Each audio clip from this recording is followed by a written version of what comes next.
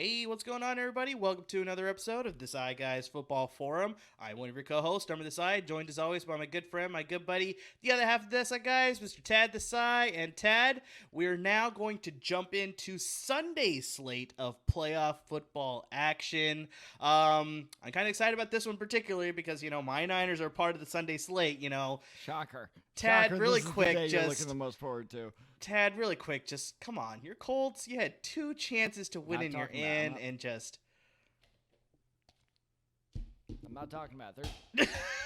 They're dead to me. Come on, it's the Jaguars. You had to bring it up. I was in a good mood today, too. How dare you, sir? I'm sorry, but it's just like you had two chances, and Jonathan Taylor, possible, Brandon Staley, no. I don't blame Carson Wentz. I don't blame Frank Reich. I don't blame Ryan Grigson. I don't blame anyone except for Brandon Staley. Learn how to manage damn clock, man. What was that timeout? Yeah. See, now you got me fired up. We're not even a minute in, and now I'm all fired up already. Damn it! Yeah, so that was a bit shocking. I really expected the Colts to win one of those games, and surprising. It's Trevor Lawrence. It's just... Yeah, that one was a little bit hurtful too. Because didn't you lose the opening game to the Jaguars too? Like you guys bookended the season with losses to the Jaguars.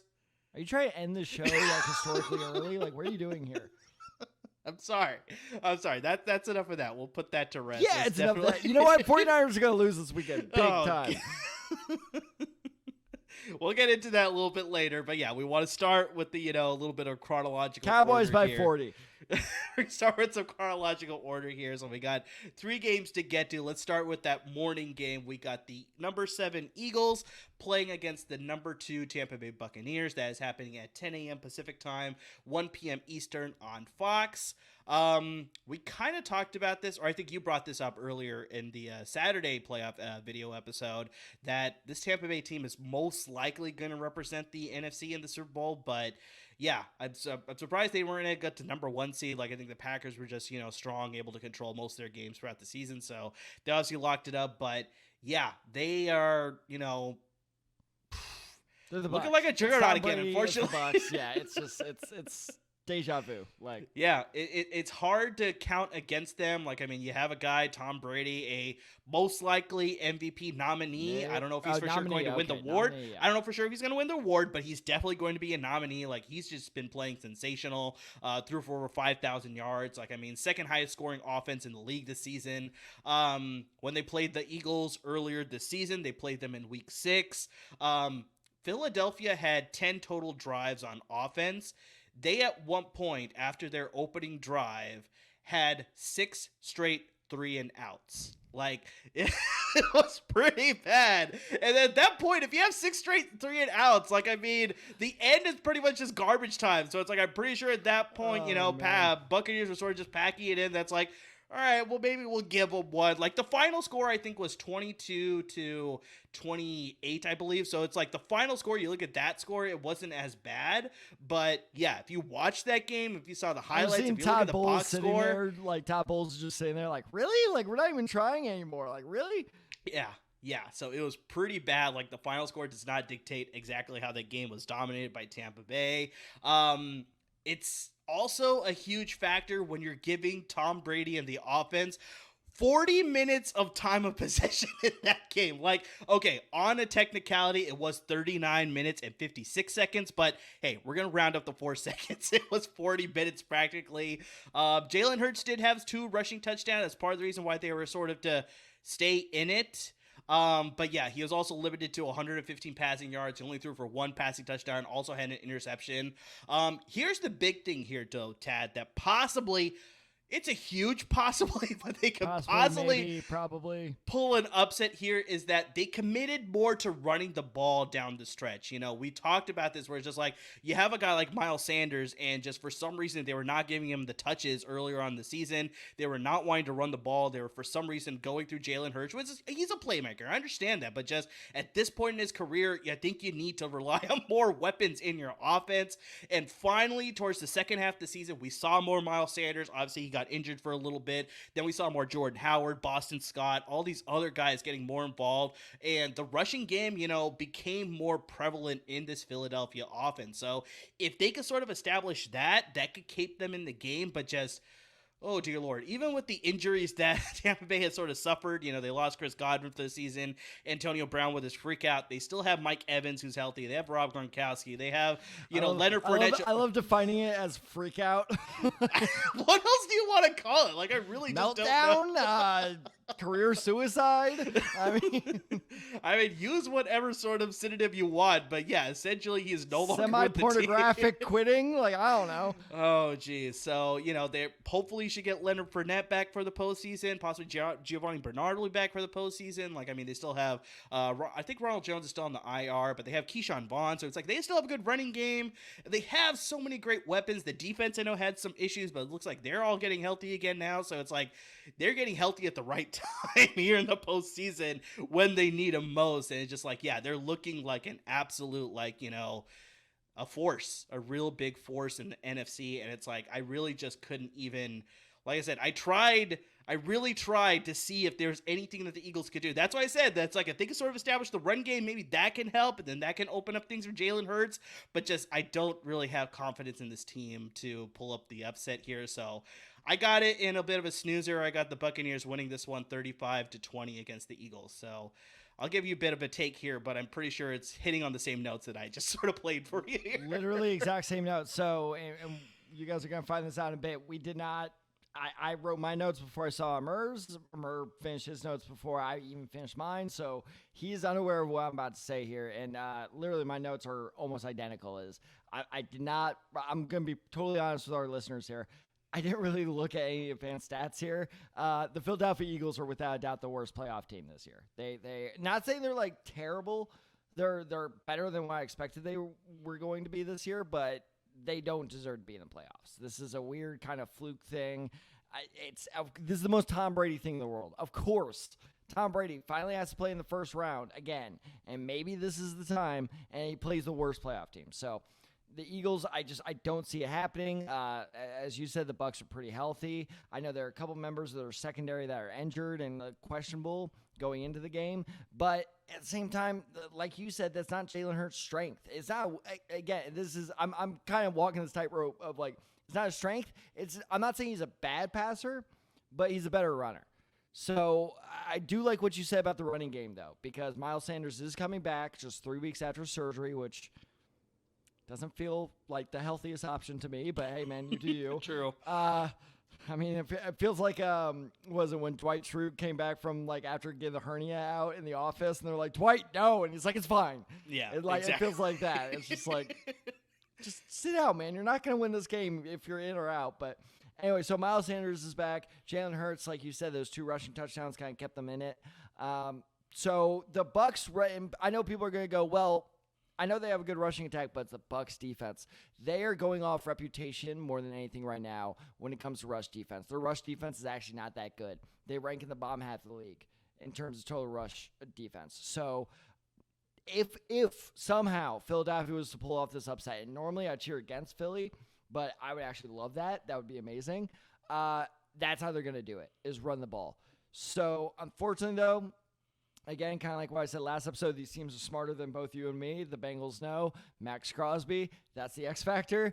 The Bucs know the rushing attack, that's the Eagles' X factor. So that's what they're going to be game planning for. So I think the Bucs are going to be just fine. Shut them down. And here's the part where I swear to God, I actually started laughing when I saw this. My score prediction is Bucs 35, Philadelphia 20. There you go. So, yeah, I mean, like I said, I could hold out hope. I got a bunch of buddies that are Eagles fans, and it's like I'd love to see the upset as well, but just based on everything that I'm sort of seeing, and just like I said, it's all going right for the Buccaneers at the time when they sort of need it to be. Because Tom Brady. Because I want to know what deal he made with the devil to make this happen. He's 44. Yeah. And so, yeah, I'd like to see the upset, but it's just, I don't think it's going to happen. But, you never know. You never know. They always say it's like, at least you'd like to be a part of the dance as opposed to being not invited at all. So it's like the fact that they made it, you can always hope that something could happen there, but I just don't feel strong about it. Dude, and the Nick Foles year is going to haunt me forever. Because I'm always like, they're the Eagles, though. Like, they're never going to pull that off again. But, like, because they did it once, I'm always going to be like, they could do it again. Like, it's ridiculous. There's no logic behind it. It's just and like, then obviously, I don't know. you got the Giants that did it before when they beat the Patriots. It's like nobody expected them. So, there's lots of teams that have done it, and you can't, fully count against the Eagles. Just like I said, I strongly, I just don't feel it happening. No. But, Yeah, no, you never know. You never know. You never know. All right, let's move into this game that, Tad, you're gonna have to do your best to reel me in on this one because I do not know. I'm gonna control myself on this one. I think I have a better shot at landing on the moon, but we'll give it a shot.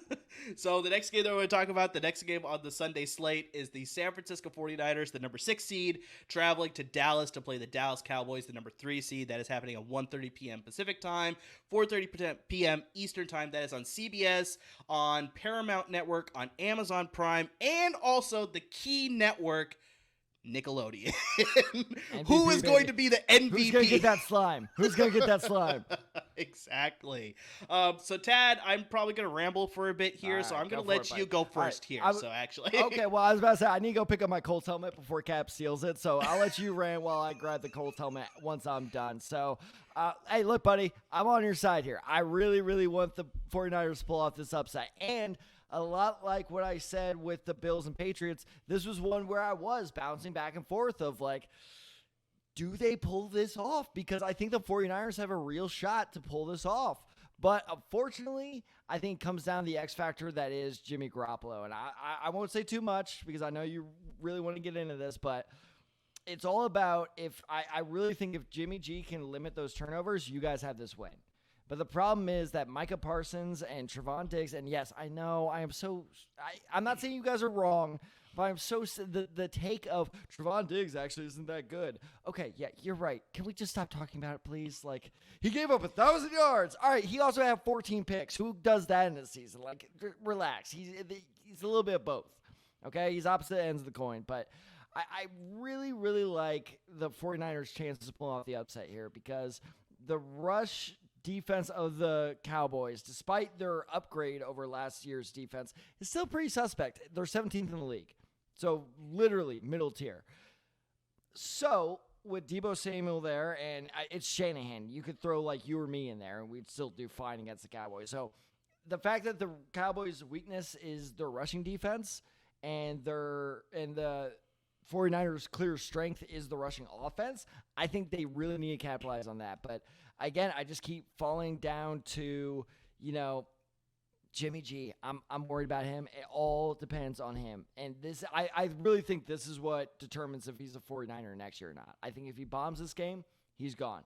If he does well, once again, you have that quarterback controversy on your hands of, is it time to just start Lance or do we sit him for another year? It'll be interesting to watch. Unfortunately, bud, I do think the Cowboys' offense is just a little too high-powered. Your secondary, we've been talking about it all year. I feel like we've been saying this for the past 2 years. Your secondary is really beat up. It's pretty weak. That is a loaded, offense right there. So I think it'll be close. And closer than the score prediction will make it seem. It's one of those games where it's like technically 2 scores, but it really feels like a 1-score game. I'm taking Cowboys 30-17. Okay. I think I 100% agree with you. The whole Jimmy Garoppolo thing is just like, if he plays well, like this team can beat anybody. 100%. I think that's the biggest thing. Yeah. It's just the problem is when he has those games where it's like all of a sudden, he's overthrowing receivers, shorting receivers, obviously the huge one, making turnovers happen. That's the big thing that causes this team to lose. Because we talked about this so many times before, not just with the Niners, but other teams too. That's like, if your offense is not getting it done, even if you have such a great defense, which the Niners also have, they will get gassed if they're on the field consistently. And like you said, the Cowboys have a really good offense. Maybe they're not always going to be rushing it, but they have really great receivers. They have really good passing offense. Dak Prescott's playing really well. So, but that's the thing is like the rushing offense, they don't need to do well. They just don't need them. Exactly. Right. Because the weakness of the 49ers defense is a secondary. Mm-hmm. So no, it's 100% accurate, but just that's the big thing. It's a terrible matchup for both teams. Like it's just like the worst possible matchup for both defenses. It's awful. And so that's just the big thing too, though, is just that, the Cowboys can then score whenever they want, and it's just like that defense is going to get tired. And then eventually, towards the end, they won't have to run it as much because they'll just need to convert a couple of key first downs and win the time of possession game that way. So That is absolutely the huge X factor in this game. If Jimmy Garoppolo is on his game, if he is not turning the ball over, if he's hitting his receivers, moving the chains, maybe small chunks, it doesn't have to be these huge bomb plays. I think we saw a graphic after the Houston Texans game with Trey Lance when he made his second career start. They were showing this graphic where it's like, Trey Lance was hitting outside the numbers more than 10 yards down the field more consistently than Jimmy Garoppolo was. They saw his passing graphic. It was all in the middle of the field, maybe 5 yards at most. Lots of it behind the line of scrimmage, so lots of these screen passes sort of thing too. So that's perfectly fine. I'm fine winning that type of game, but just you can't turn the ball over. That's just the huge, huge thing. So I completely agree with you. I think it's going to be a very close game. I'm really hoping for the upset, obviously. I think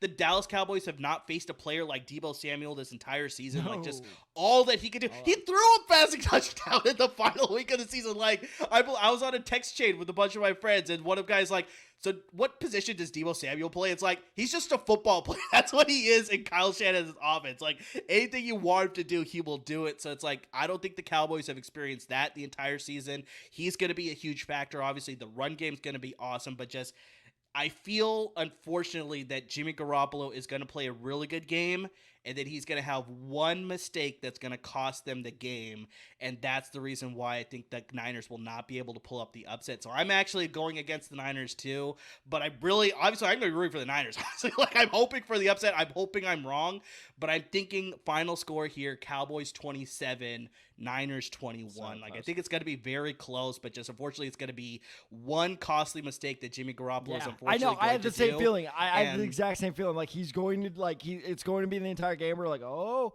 and then that fourth quarter he's gonna screw it up, and we're gonna be like, oh, there it is. Yeah, exactly. Or it's going to be like a situation where it's like they'll jump out to an early lead. Everybody's like, oh, yeah, we're going to totally dominate this game. And then he's going to have some sort of turnover. I love that's how where they start dripping down the slides. I love how you're turning them into the Kool-Aid man. Oh, yeah. Oh, yeah. Hey, Jerry Jones is trying to push for the whiteout. I keep seeing it on Reddit and Twitter and all social media channels. Like, whoever's traveling to the game as a Niner, wear all red. We want a red out sort of thing. So maybe it is a little channeling the Kool-Aid man. I don't know. Hey, yeah, there you go. But yeah, I'm really hoping for the upset there. But really quick, before we get to the next game, who do you think the MVP of this game will be? Well, the last one was Trubisky, right? Mitchell Trubisky was the MVP, All right, correct? So let's see. Oh, man, who's a crappy player? Blake Jarwin. Blake Jarwin. Yeah, for me, I think if the Niners win, I think I'm going to go with Elijah Mitchell as the MVP. Okay. And if the Cowboys win, I'm probably going to lean on Dak Prescott. I think they'll probably give it to the quarterback. Is Jason Verrett still with you guys? He is, but he got injured in the very first game of the season, remember? So, yeah, unfortunately, he is out the entire I wasn't sure year. if that was season ending or if there was possibility of him coming back. Damn it. It was literally within the first quarter, too. Everybody saw him go down. He was like, yeah, unfortunately.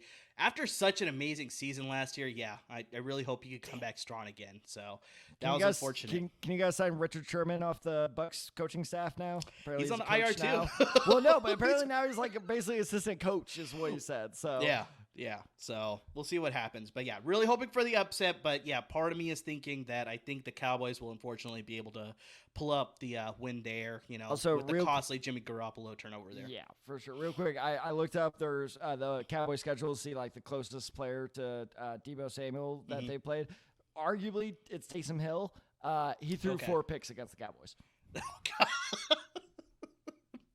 Yeah, so the closest is Taysom Hill. I think, Deebo Samuel will definitely be a factor. So let's see. Go Niners. Let's see what happens. I'm really hoping for the upset. But, part of me just, feels in my gut that just something's going to happen. I had that similar feeling. I'm right there with you. I'm not even a Niners fan. I have that similar feeling.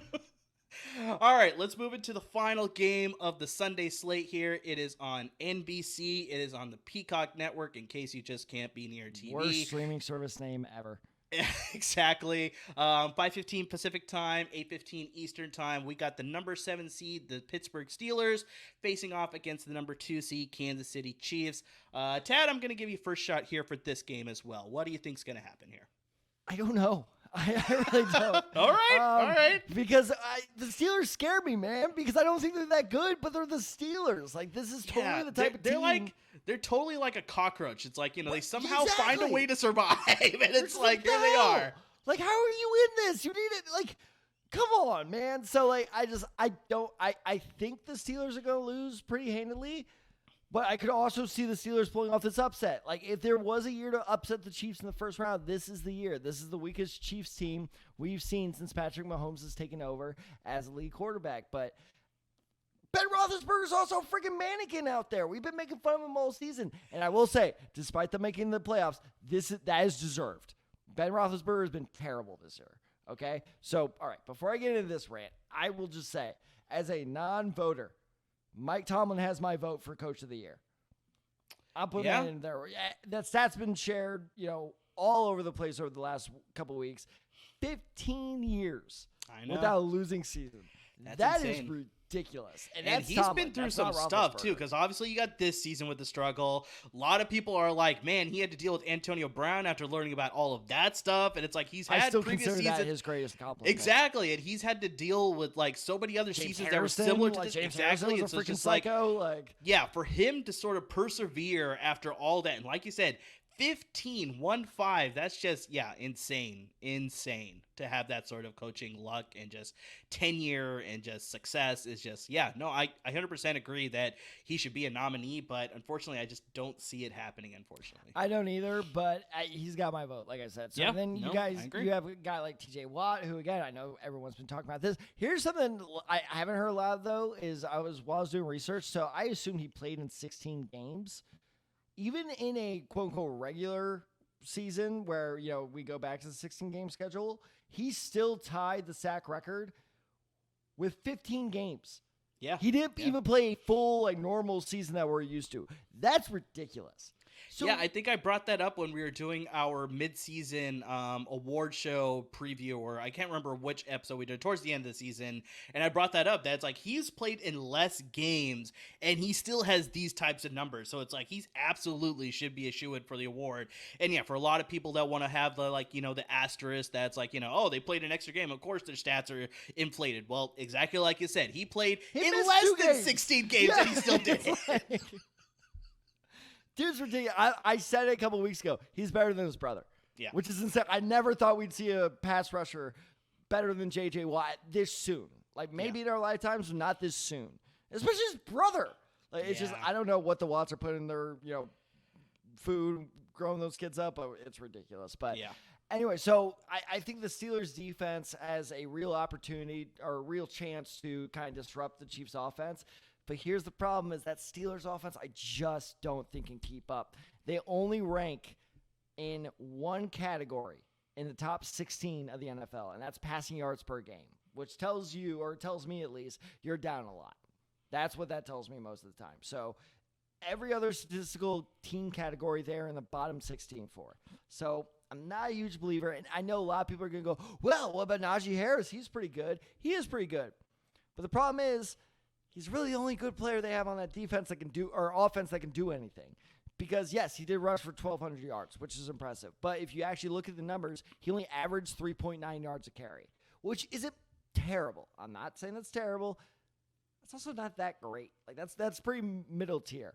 And the reason is because they just kept handing it off to him again and again and again and again. Like, it was like a 1990s offense.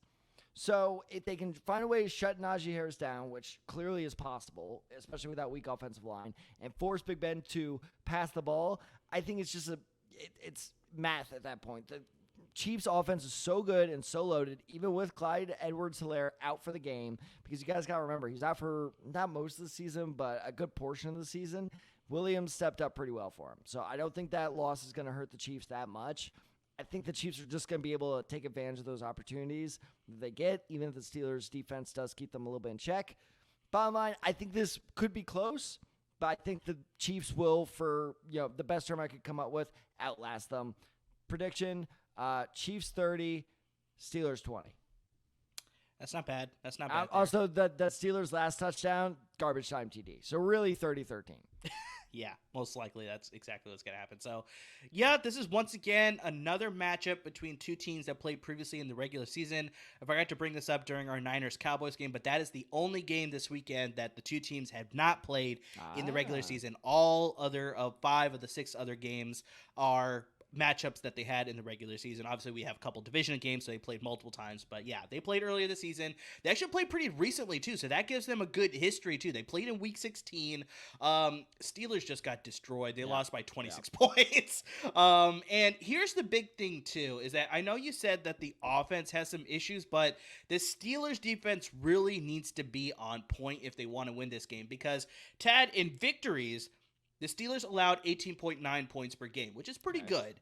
But here's the problem. In losses, they're allowing 30.87 points per game.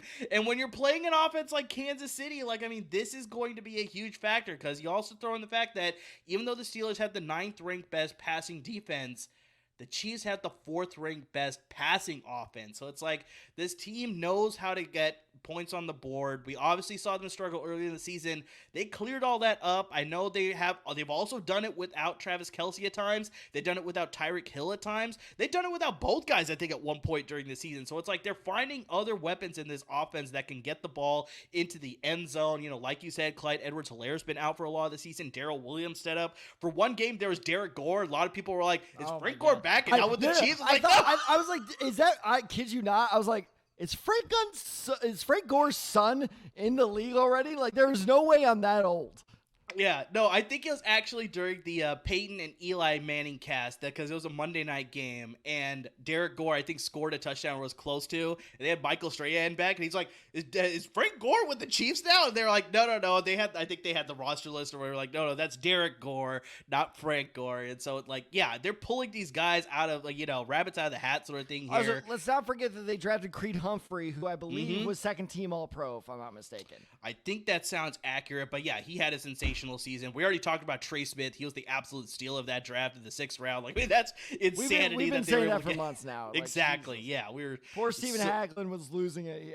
It might have been Stephen. Someone on LAFB was like, "How did the Rams pass up on Creed Humphrey?" I'm like, "Yeah, that would have been dirty." Exactly. Kansas City. Here's a big one though. Kansas City has played in 8 one-score games, and they benefited from winning 5 of those. So, like you said, if the Steelers can keep this close, maybe that will flip in their favor, that they could sort of win one of these one-score games. But just for me, like you said, I just don't like the Steelers offense to be able to keep up in this sort of I think it's going to be very much like a track beat style of game. Like, Kansas City's going to be able to score. Pittsburgh needs to be able to score right with them. They need to match score for score if they want to stay in this game. And I don't see that with this offense. Like you said, these teams are smart. They're going to know, if we can eliminate Najee Harris from this game, I'm pretty sure we have this game in the bag. And that's clearly doable. That's very doable.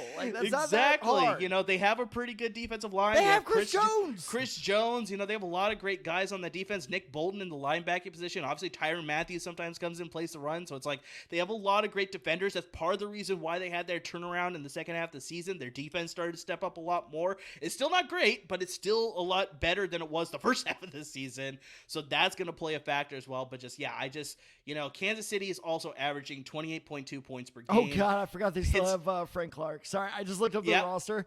And, all right, so their defensive line is Chris Jones, Jerron Reed, who's honestly pretty underrated. Jerron Reed's pretty good. Mm-hmm. And Frank Clark. Yeah. Najee Harris is so screwed. Yeah, exactly. So it's they'll have a hard time struggling to establish the run, the Pittsburgh Steelers, that is. And then, like I said, I already brought this up, but Kansas City's averaging 28.2 points per game. Pittsburgh's only averaging 20.2 points per game. So if you're not going to be able to match with them, I really just don't think they're going to come up with a victory there. So I like the Chiefs to win this one pretty handedly. I got the Chiefs winning 34-17. I think it's going to be a pretty convincing win. You win. actually have them winning by more than I do. Yeah. Like I said, it's just I think Kansas City, very similar to Tampa Bay. It's they're getting hot at the right time. Obviously, a lot of people are writing them off.